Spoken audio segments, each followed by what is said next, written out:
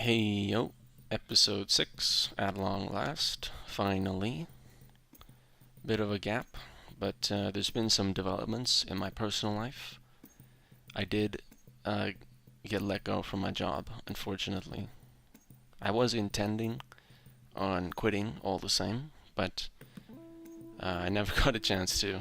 You know, I'm not too sad, I'm not like lamenting, I'm not like, oh, woe is me, what can I do? But it's always worse to be let go than it is to resign. So it would have been nice if I had like snuck it in just before, but no such luck.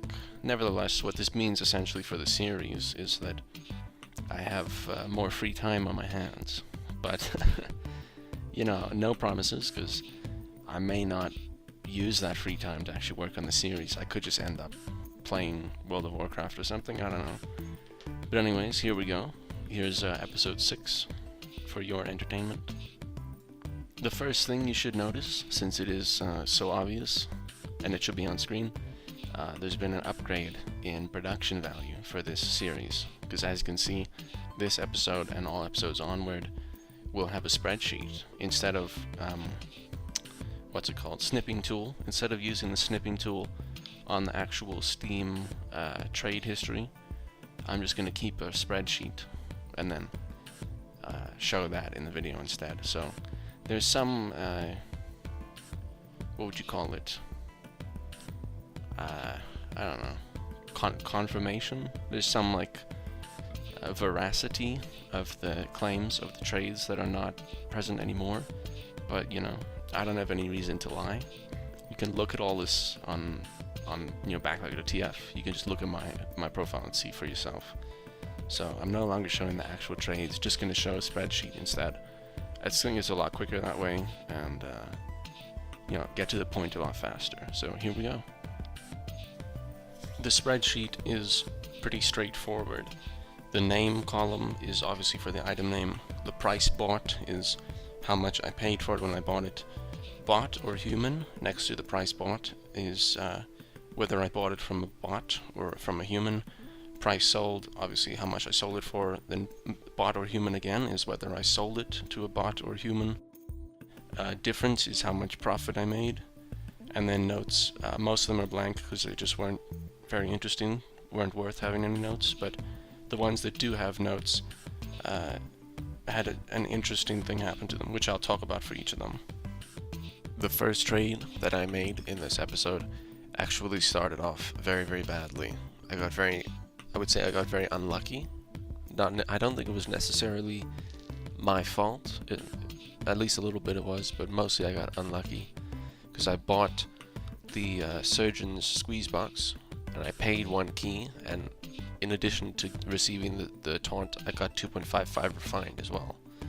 So, but then what happened was, I could have sold the Surgeon's Squeeze Box immediately for more than the value of 1 key in refined at the time, but I wanted to sell it for more, so I listed it, but I got hit by a double whammy basically, because simultaneously the value of the taunt in refined went down and the value of keys in refined went up.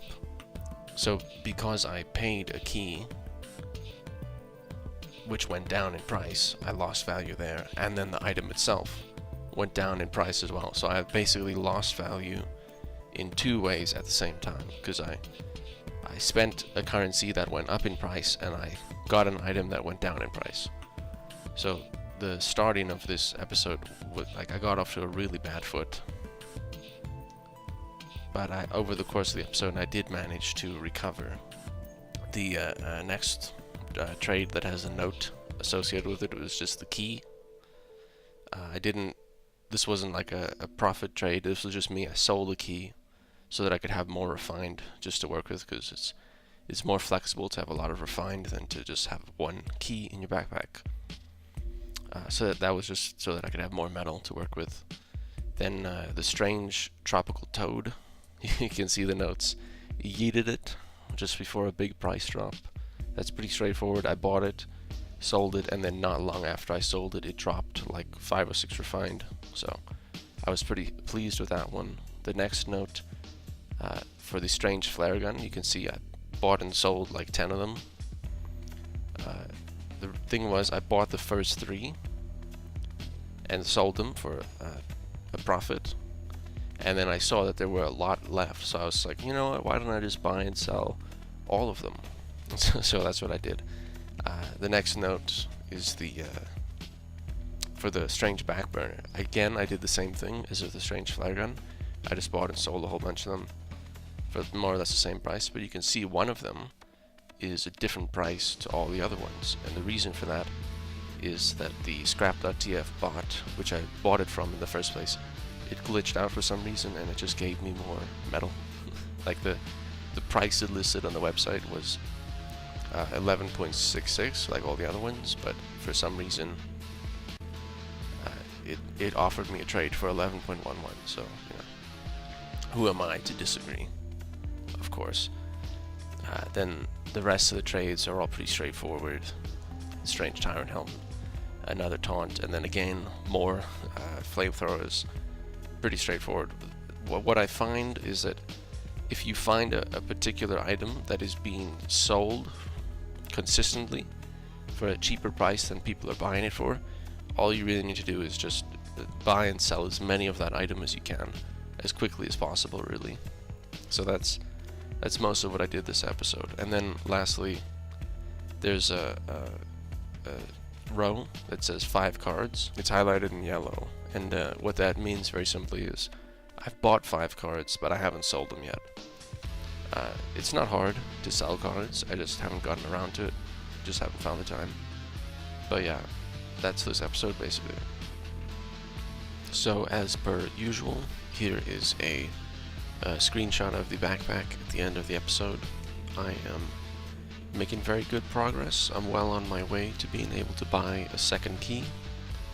All in all, things are going well. Thanks for watching.